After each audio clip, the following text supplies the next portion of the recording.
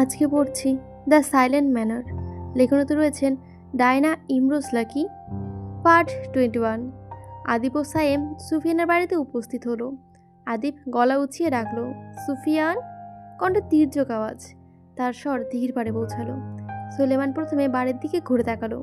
সুফিয়ান ও ফারদিনা নিজেদের মধ্যে চাওয়াচাই করলো। সুফিয়ান বলল, আদিপ এসেছে, তুমি ঘাটের শেষ সিঁড়িতে নেমে বসো। ফারদিনা তাই করলো। সুফিয়ান ও সুলেমান ঘরের দিকে এগোলো। আদিপ এগিয়ে আসলো, রাঙার দিকে একবার তাকালো, বলল, তোর পোষা অর্ষের নাম কি রেখেছিস? রাঙা। এই নামের অর্থ কি? অর্থ খুঁজে নাম রাখেনি, ও দেখতে ভারী সুন্দর, গায়ের রংটা চকচক করছে, তাই ওর জন্য এর নাম রেখেছি রাঙা। সাইমের দৃষ্টি এলোমেলো। সাইম কখনো স্থির হয়ে থাকতে পারে না, চেয়েও থাকতে পারে না। সর্বদা ভাবে সে কাউকে খুঁজছে নতুন শিকারের জন্য। আদিপ সুফিয়ানকে বলল, আজ রাজস্ব ছিল, তুই আসলি না কেন? সুফিয়ান হালকা করে অবাক চোখে বলল, আজ রাজস্ব ছিল? আজকাল সব ভুলে যাচ্ছিস, কি ব্যাপার? কিছু হয়েছে? কোনো সমস্যা? আমাকে খুলে বল। ভুলে যাওয়ার রোগ সুফিয়ানের ছিল না। আজকাল সে ফারদিনাকে নিয়ে প্রচণ্ড ভাবছে। মানুষের সারাদিন অনেক ভাবনা থাকে। সকালে ঘুম থেকে উঠে কি করবে, সারাদিনের কি কাজ আছে, কোথায় যেতে হবে, কার সাথে দেখা করতে হবে, সে সব কিছু ছেড়ে এখন শুধু ফারদিনাকে নিয়েই ভাবছে। অন্য কিছু ভাবার সময় কোথায়? আজ মিথ্যা দিবস না, কিন্তু আজ মিথ্যা বলতে হবে। আদিপ হাত তুলে তুড়ি মেরে বলল, কি ভাবছিস? গত কয়েকদিন ধরে শরীরটা ভালো না, একটু খারাপ, এই জন্য কোথাও যাচ্ছি না। শুনলাম তুই তোর চোরদের ভালো মানুষ বানানোর প্রশিক্ষণ দিচ্ছিস। স্বাভাবিকভাবে প্রশ্ন করলো। সুফিয়ান তীব্র বিতর্কর অবস্থায় পড়ল। সুলেমান ঢোক। সুফিয়ান মন নরম মানুষ, চোরদের কথা সে জানলে কিছু বলবে না, কিন্তু সামনে উপস্থিত সায়েম। সায়েম ভেবেচিন্তে কাজ করে না, হুট করে সিদ্ধান্ত নেয়। বিপরীত পার্শ্বের মানুষটির অনুভূতির ব্যাখ্যা দেওয়া সময় দেয় না, তার আগে আক্রমণ। সুফিয়ানের এখন একটা মিথ্যে বলতে হবে, তবে ঘুরিয়ে ফিরিয়ে সত্য মিথ্যা দুটোই বলবে। বলল, ক্ষুধাতুরা যখন খাবারের জন্য চুরি করবে তখন তারা চোর নয়, গ্রাম প্রধানের হাট কেটে দেওয়া উচিত। তুই কি বলতে চাইছিস? তিক্ত চোখে তাকালো সাইম। সুফিয়ান মৃদু কণ্ঠে বলল, অভাবে স্বভাব নষ্ট। স্বভাব একটা সময় অভ্যাসে পরিণত হয়। গ্রামে অনেক অসহায় মানুষ আছে, না খেয়ে দিন পার করছে। আমাদের উচিত ওদের অর্থ উপার্জনে সাহায্যের ব্যবস্থা করা। থেমে আবার বলল, আমি 4 জন এই অসহায়ের কাজের ব্যবস্থা করে দিয়েছি, ওরা চোর নয়। সুলেমান সুফিয়ানের কথাগুলো মনোযোগ সহকারে শুনল। তার মন যদি ভাবত সবাই এরকমই হবে, তবে গ্রামের গরিব অসহায় বলতে কেউ থাকতো না। হাতে বাজারের ব্যাগের দিকে দেখলো, হালাল টাকার বাজার হাতে নিয়ে ঘুরতেও এক প্রকার স্বস্তি পাওয়া যায়। আজ তার এরকম জীবন শুধুমাত্র সুফিয়ানের জন্য। আদিপ বলল, তুই তো জানিস প্রতি বছর এই দিনে রাজস্ব তোলার পর মেলার আয়োজন করা হয়। আগামীকাল সেই মেলার আয়োজন করা হয়েছে। ইতিমধ্যে সব কার্যক্রম শুরু হয়ে গেছে। আদিপ বেশ আনন্দের সাথে কথাগুলো বলছে। এখানে আনন্দ হওয়ার কি আছে?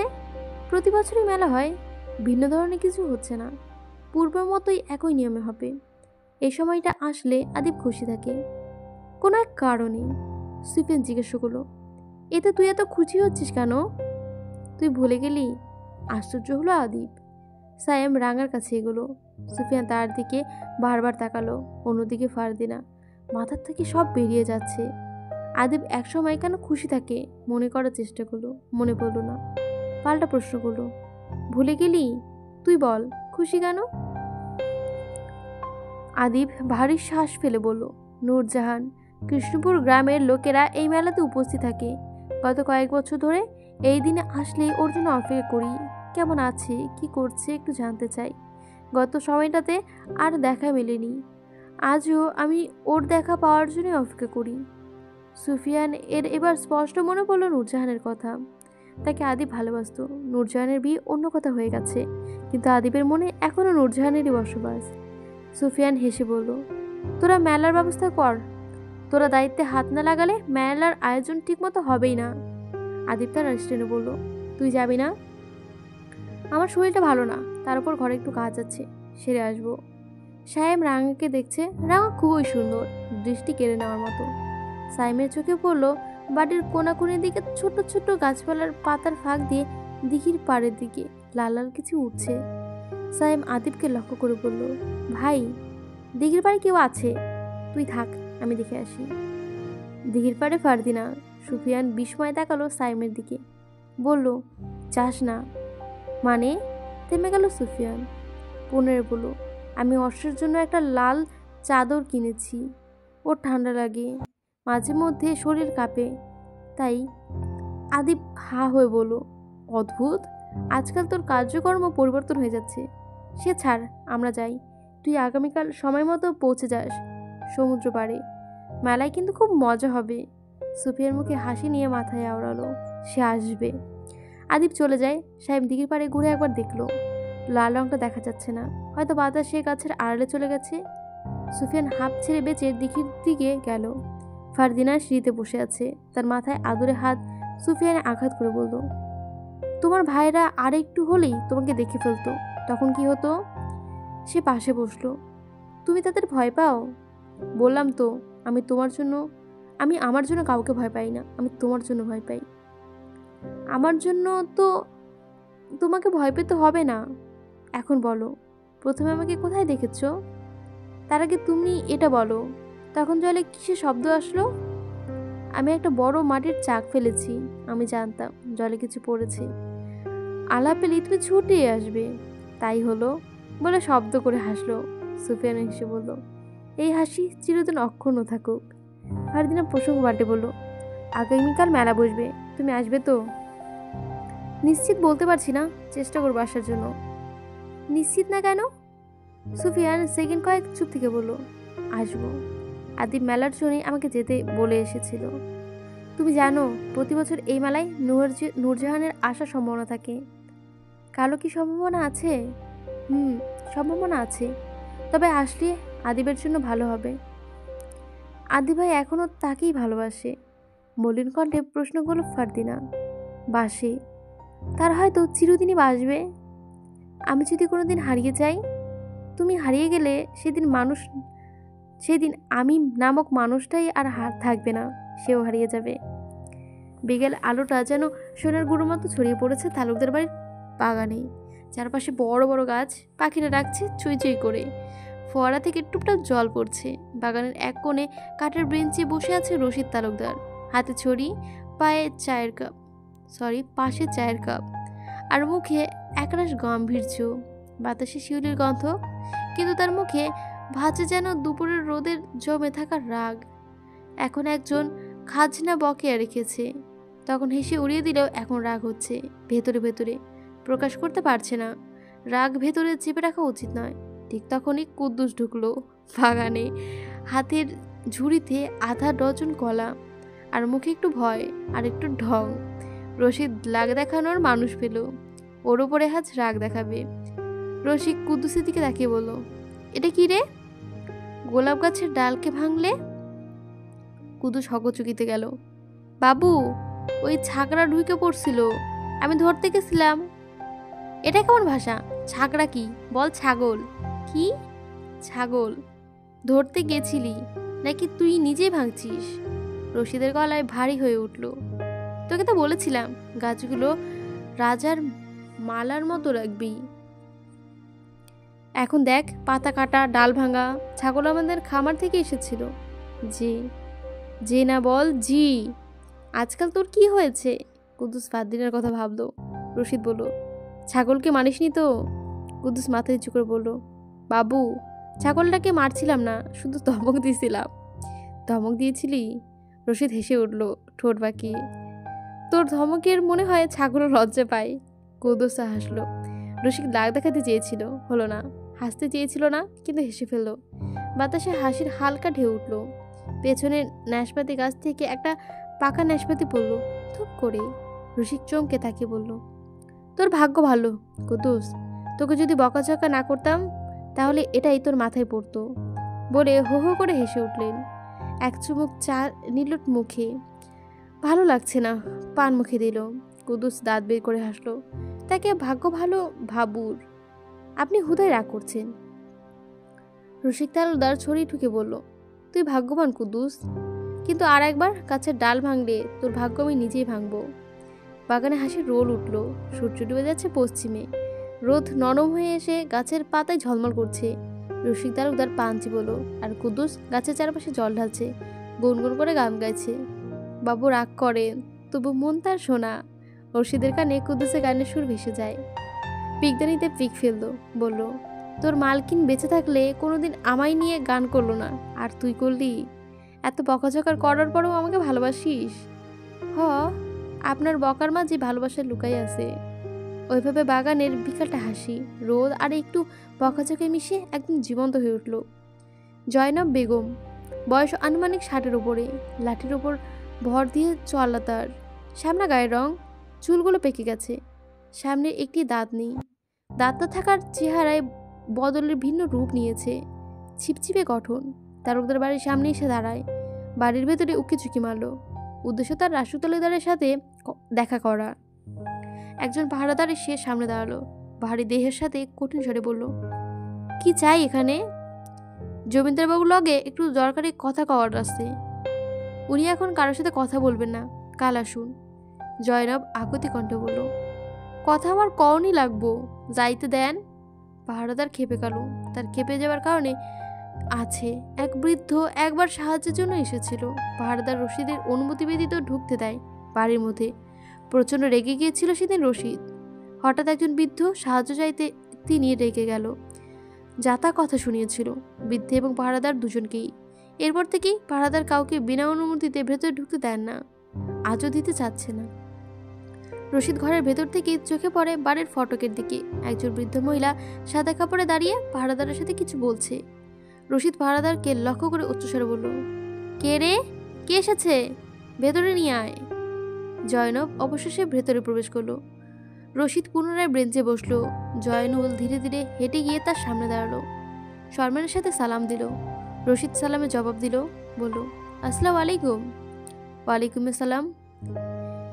তা এই সময় এখানে কি চান? বাবু, আমার নাতনি ঝুমকু গত 2 দিন ধরে নিখোঁজ। বুড়ো মানুষ, একলা একলা কত আর খুঁজতে পারি, তাও অনেক খুঁজছি, পাইলাম না। আপনি যদি একটু সাহায্য করতেন। রশিদ বৃষ্টি কণ্ঠে বলল, আপনার নাতিকে কি এখন হেরিকে নিয়ে খুঁজবা আমি? পাকড়ে জয়নবের কাছে পৌঁছালো, মাত্র আঘাত করল। রশিদ রাখতে চাইল না, হঠাৎ কি অদ্ভুত স্বরে ভাষা ব্যবহার করে ফেলল, বুঝতে পারল না। ঠান্ডা গলায় বলল, বয়স কত ছিল? জি 3 বছর। আপনার বাড়ি কোথায়? পুরান নদী পাড়ে। নদীতে ডুবে যায়নি তো? চিন্তিত অভিব্যক্তি করলো সে। ও কথা কইবেন না বাপু, বাপ মা মন নাতনি আমার। জয়নব থেমে আবার বলল, ঝুমকু সন্ধ্যার সময় নিখোঁজ হয়েছে। উঠানে বইরা খেলতে আসছিল, সন্ধ্যার আজান পড়ে। আমি ওরে কইলাম, আমার যেমন পড়তেছে, তুই ঘরে আয় আর খেলিস না বইলা আমি ঘরে লণ্ঠন জ্বালাইতে ঢুকলাম। এরপর সব চুপচাপ।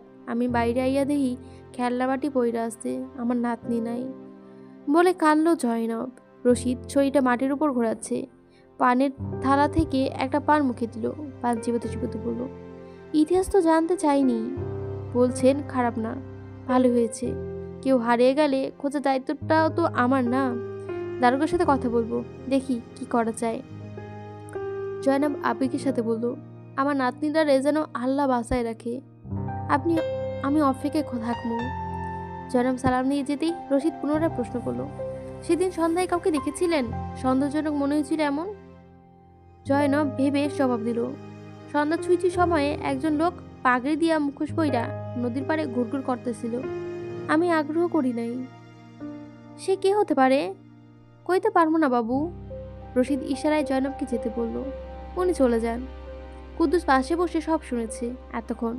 রশিদের কাছে এগিয়ে বলল, একটা কথা বলবো? রশিদ বিরক্ত স্বরে বলল, আবার কি হলো? কদিন আগে শামসুলের ছেলে পাঁচু এভাবেই নিখোঁজ হয়, পরে ওর লাশ মেলে। আমার তো ভয় হয়েছে, যদি ঝুমকু। আহা, শব্দ করে রশিদ বলল, মরণ একভাবে হবেই, তাতে এত ভাবার কি আছে? দারোগা তদন্ত তো করছে, আশা করি খুনি যেই হোক শীঘ্রই ধরা পড়বে। আজমাজ সন্ধ্যার শীতল হাওয়া উপভোগ করছে বাড়ির ছাদে বসে, হাতে সিগারেট। রাশিয়ান থেকে নিয়ে আসা নসি শেষ। ঝুমকুকে নিয়ে সিগারেট আনিয়েছে। কয়েকটা সিগারেট এক মূল্য 8 আনা। আজ সে কোথাও বের হয়নি। গতকাল গ্রামে মেলা বসবে, মেলার কথা প্রথমে শুনে অবাক হয় আমজাদ। মেলা সম্পর্কে জানার জন্য আদিবের কাছে যায়। আদিব মেলার বর্ণনা দেয়। নূপুর ও আওয়াজ পেয়ে গেল। আমজাদ ঘুরে তাকালো। ফারদিনা এসেছে, কালো রঙের শাড়ি পরা, চুলগুলো ছেড়ে দেওয়া, ভেসে আসা মৃদু বাতাসে দুলছে চুলগুলো। ফারদিনা শাড়ির আঁচল মোচড়াচ্ছে। আমজাদ বলল, তোমাকে কালো রঙের সুন্দর দেখাচ্ছে, তোমার মতো সুন্দরী নারী হয় না। ফারদিনা হেসে বলল, তুমিও অনেক সুন্দর, বিদেশি ছেলে আমি কোনোদিন দেখিনি, শুধু নাম শুনেছি। শুক্রবার রাতে সুফিয়ান তোমার খোঁজে এসেছিল, ও তোমাকে খুব ভালোবাসে। ফারদিনা সুফিয়ানের বিষয়টা আগ্রহ নিয়ে উড়িয়ে বলল, আমাকে ওর মতো অনেকেই ভালোবাসে, তুমি নিশ্চয় ওকে ভালোবাসো। আমি ওর মতো সাধারণ ছেলেকে কেন ভালোবাসতে যাব? কি বলছো? আজমাত ফারদিনের মুখোমুখি হলো। ফারদিনা রেলিং ধরে দাঁড়ালো, বলল, ও আমার বন্ধুর মতো, এর বেশি কিছুই না। সত্যি বলছো? আজমাত ফারদিনের দিকে আরেকটু এগিয়ে গেল। আমি মিথ্যা বলি না। আজমাত হাসলো, তার হাসি শব্দহীন। ফারদিনা প্রসঙ্গ পাল্টে বলল, ওর কথা বাদ দাও, তোমার প্রেয়সী নাম বলো। প্রেয়সী? প্রেয়সী মানে ভালোবাসার মানুষ, তোমার স্ত্রী অথবা প্রেমিকা। আজমাত রেলিং ধরে বলল, আমার জীবনে মা ব্যতীত বিশেষ কোনো নারী নেই। কারো জীবনে বিশেষ কেউ থাকে না, খুঁজে বা নিতে হয় কিংবা তৈরি করে নিতে হয়। ভাগ্যের লিখন, কপালে যা আছে তাই হবে। ফারদিনের কথাটা শুনে আজমাতের দিকে নিকবার দৃষ্টিতে তাকালো। আজমাত তার তাহলে দেখে বলল, কথাটা সুফিয়ানের সাথে মিলে যায়, তাই চেয়ে আছো তো? আমি তার কাছে শুনেছি, অদ্ভুত এবং অবাক করার মতো যুক্তিপূর্ণ উক্তি সুফিয়ান তৈরি করতে পারে। ফারদিনা বিরক্ত হয়ে বলল, উফ, কথা শুনতে যাচ্ছি না ওর মতো, ওর সাথে তো কথা বলছি না। বাকি কথা বলার আগে ঝিলমিল উপস্থিত হয়, হাতে খাবার নেই, হাঁটার আওয়াজ নেই, নুপুরের শব্দ নেই। অদ্ভুত। ফারদিনের দিকে এগিয়ে গেল। একটি খাম। এটা কি? ফারদিনা জিজ্ঞেস করলো। একজন তোর উদ্দেশ্যে চিঠি দিয়েছে। কে সে? চাদরে মুখ ঢাকা ছিল, ফটকের বাইরে দাঁড়িয়ে আছিল। ভাগ্যিস অন্য কেউ দেখে নাই। লোকটি বৃদ্ধ, একটা চোখ নষ্ট। ফারদিনা চিঠিটা খুলে দেখলো, জিনিসিনা হাতে লেখা, তুমি যার উপরে ভরসা করছো সেই তোর জীবনের ইতি টানবে।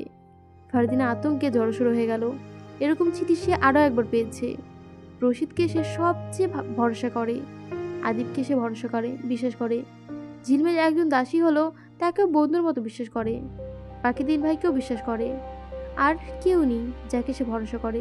মস্তিষ্কের নিউরনগুলো যেন হঠাৎই তার ছিঁড়ে যাওয়ার উপক্রম হলো। ঠিক সেই মুহূর্তে বাঁশির সুর আসলো। ঝিলমিল ও আজবাদ শুনতে পেল। আজবাদ বলল, কেউ বাঁশি বাজাচ্ছে, ছোট্ট সুন্দর। ঝিলমিল তার রেশ টেনে বলল, মনে হচ্ছে নতুন কিছুর আগমন। ফারদিনা আকস্মিত হকচকিত হয়ে বলল, কোথা থেকে বাঁশির সুর আসছে? আমি কেন শুনতে পাচ্ছি না? ঢং করিস না, তুই যার সুর শোনার লাইগা অপেক্ষা করস তারই সুর, আবার মিথ্যা বলস। ঝিলমিল বলল, সত্যি বলছি, আমি কিছুই শুনতে পাচ্ছি না। পর্বটা এখানে শেষ হয়ে গেছে। কেমন হয়েছে অবশ্যই জানাবেন। ভালো লাগলো অবশ্যই লাইক কমেন্ট এবং সাবস্ক্রাইব করে দেবেন। আজকে ফারদিনার কথাগুলো একটু অদ্ভুত শোনালো না? এখানে ফারদিনাও কোনো না কোনো রহস্য ক্রিয়েট করবে। আপনাদের কি মনে হয় অবশ্যই জানাবেন। আজকে ধন্যবাদ।